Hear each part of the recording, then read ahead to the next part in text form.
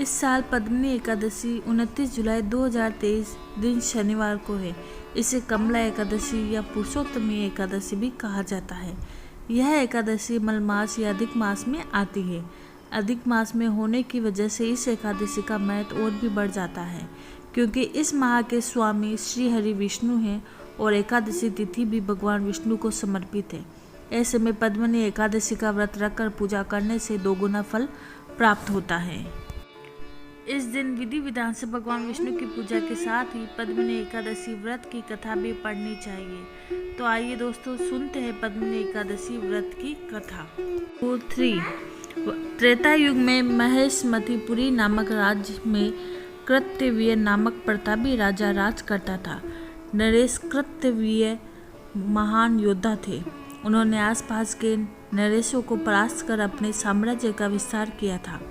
इस वजह से उनकी एक से अधिक भार्या थी, किंतु सभी निसंतान थी। संतान प्राप्ति के लिए राजा कृत्यवीर्य ने देवी देवताओं की पूजा उपासना की, वैद्य और चिकित्सक से भी सलाह ली। इसके बावजूद संतान की प्राप्ति नहीं हुई। ये सोच नरेश कृत्यवीर्य ने कठोर तपस्या करने का निश्चय किया। उसके बाद मंत्री को कार्यभार सौंप वर्षों तक गंधमादन पर्वत पर राजा कृत्यवीर्य ने तपस्या की। इससे भी उन्हें पुत्र रत्न की प्राप्ति नहीं हुई। उस समय पतिव्रता रानी पद्मिनी से अनसुया ने मलमास महीने में पड़ने वाली सावन मास की एकादशी व्रत करने की सलाह दी। अनसुया के वचनानुसार महारानी पद्मिनी ने पुत्र प्राप्ति हेतु पुरुषोत्तम मास में पड़ने वाली एकादशी का व्रत रख विधि विधान से भगवान विष्णु की पूजा उपासना की, साथ ही रात्रि जागरण भी किया। महारानी पद्मिनी की भक्ति से प्रसन्न होकर भगवान विष्णु ने उन्हें पुत्र प्राप्ति का वरदान दिया। इस व्रत के पुण्य प्रताप से महारानी पद्मिनी को पुत्र रत्न की प्राप्ति हुई। धार्मिक मान्यताओं के अनुसार कृत्यवीर्य का पुत्र कार्तवीर्य तीनों लोकों में सबसे शक्तिशाली थे।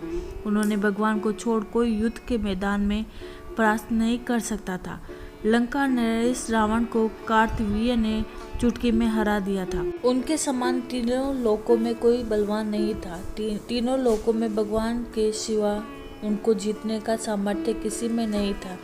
जो व्यक्ति मलमास के शुक्ल पक्ष की एकादशी का व्रत करता है और इस कथा का पाठ करता है या सुनता है, उन पर भगवान विष्णु की कृपा बनी रहती है और उन्हें विष्णु लोक की प्राप्ति होती है।